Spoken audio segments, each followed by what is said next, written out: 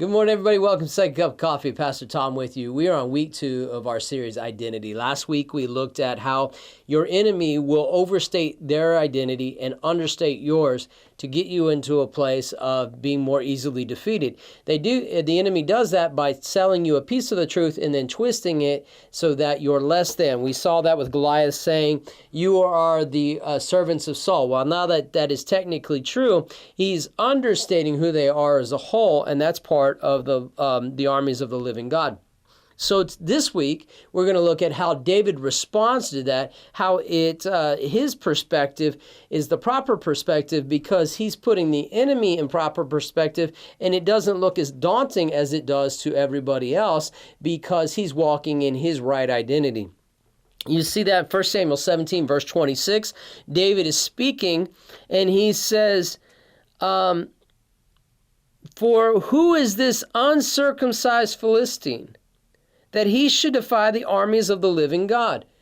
Do you see, in comparison to last week, you're going to have to watch last week's on our app, on our YouTube, on Facebook, to see that the Philistine, Goliath had said that, here I am, a Philistine, and you're servants of Saul. And now David's saying, hold on, no, you're just some uncircumcised Philistine, which means you're not at the same level as us.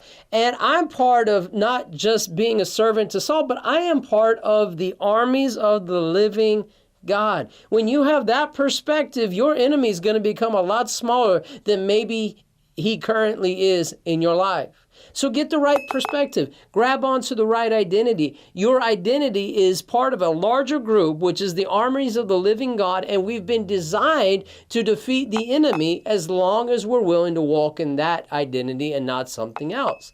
So I really want you to grab a hold of this. Sometimes we're losing not because we don't have things that are our access. It's not that it's not accessible to us. It's that we don't recognize what's accessible to us and walk in that. We don't need to be afraid and hiding when the voice of the enemy comes. We need to recognize our identity and say, who are you? I know who I am. And I'm going to run out to meet you, which you would see with David if we were going to go that far into this. And I'm going to come equipped with everything that God has put into me as part of this larger army. And I'm going to defeat you. Grab a hold of that. Walk in your identity. Because when you do, you're going to see greater victories. And you're going to see them come more often. Hey, we love you. Glad that you joined us.